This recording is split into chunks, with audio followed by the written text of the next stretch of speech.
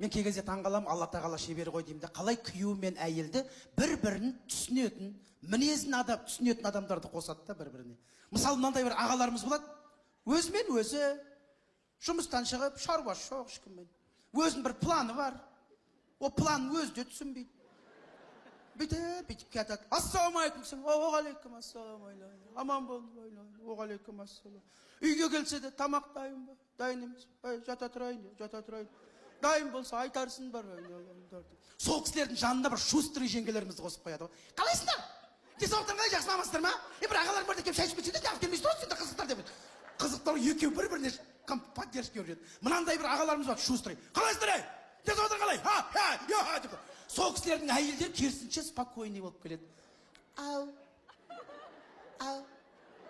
Ағаларың ал десе, ал, я. Алыңдар, ағаларың ал десе. Ағаң айтса болды, енді алыңдар, я. Екеуі де мынандай жоқ қой деймін да, бірдей екеуі, бір үйде сондай адамдар болса. Тамақ дайын ба? Қазір дайындап жатырмын қазір. Сен қазір жата тұр, мен қазір дайындап қоя. Қазір жатып демалып алайын бір. Қашан дайын болады? Магазинге барған жоқ, мен барайын деп жатырмын. Міне деп. Өмір өтпей қоятын шығар деймін де ол үйде вообще. Еще балдары кепті, мама, мен қайда барайын. Немесе мынандай екеуі де бірдей болса, тамақ дайын бай, дайын қой, ана деп миы ашып кететін шығар үйге.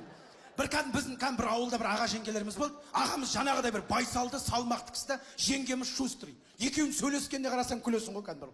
Ана ағамыз арасында бір әңгіме айтқысы келеді. Ана кім қайда ана?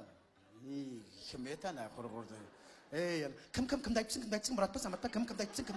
Ана кім еді? Кім айтшы тезірек жыл қазір Мұрат па, кімді? Ана, қойшы адам шыдай бетім кәм, үйге орысып қалатын бір басы.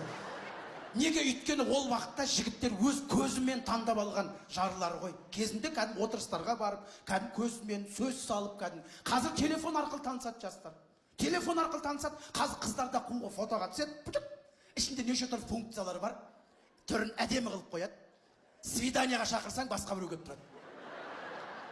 Ана фотодағы қыз қайда деп сұрағың келіп тұрады енді ол. Бұрын жігіттер кәдімгі өздері, танцыларға бат, вечерларға бат. Ол кезде жеңгелеріміз қандай, прическа деген, мынандай чолчик болады алдында. Сосын помаданың цветі бір-бірдей бәрінде. Үйті оның өзін помадының жаңа спичкін таленкісімен төбенен тауып алған. Қарайсында, сонда сол кездегі жігіттер анау-мынауға қарай бермеген ғой, өз бейтіп қарап отырады да. Бір қызға бейтіп көз түсіп кетті ма, екеуінің арасында махаббат пайда болады уже. Қыздар ұялып уже төмен қарайды. Жігіттер ұялса білесіңдер, аспанға қарайды уже сразу. Уже көз алдына той елестеп атады уже бір ғанамен. Қазіргі қыздарда ондай көп сезім жоқ, бәрі емес енді. Кейбір қыздарға бүйтіп көзіне бүйтіп қарап отырсаң, саған да бажырайып қарап отырады кәдімгі бар ғой. Ұялғаннан өзің төмен қарайсың, құрсын бәлесінен аулақ деп бар ғой қазір. Бұрын жігіттер кәдімгі бір қызды ұнатты ма, бұрын жігіттердің шыдамы қандай күшті болған деймін да. Махаббатқа деген кәдімгі. Бір қызды ұнатты ма, артынан қалмайды. Жүре береді кәдім бар ғой. Бір жыл десең, бір жыл жүреді артынан кәдім. Бульдозер секілді кәдім түйіп жарып жағыр. Кәдім сондай жігіттер болатын.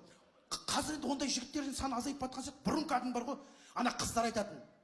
Менің алдында ағам бар. Ағам үйленбей, мен тұрмысқа шықпаймын дейді. 2 жыл күтетін ғой ана қызды бар ғой кәдім. Ана қызды күні түні аңдып жүреді, ешкімге бермей. Еще ағасын да аңдып жүреді, біреуге барып жүрме өзі деген секілді. Үйленетін түрі бар ма мынаның деп кәдім. Бәрінің жағдайын ойлап жүреді, отбасының бар ғой. Сонда ана жігіттер келіп, кешке қарай өздерін сол жерден, әр қыздың үйін қасынан жігіттердің өз 1 квадрат метр жерді арендаға алып алады уақытша. Сол жерде жаңағы қызды аңдып отырады сонда. Жаңағы махаббат қой енді сонда. Сонда ит үреді. Сол уақытта ит үргенде әкелер уже түсінген. Қыздарының бой жетіп қалған. Сонда әйелдеріне айтып жатады кән. Байқаш жоқта ит үріп кетті ғой.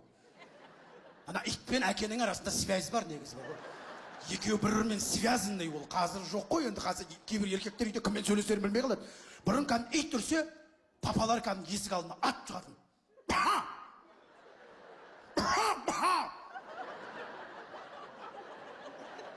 Өзі де жігіт болған ғой, кезінде отырған қоталай есік алдында. Білеттен әуіт, қай жерде тығылып отыр деген сияқты.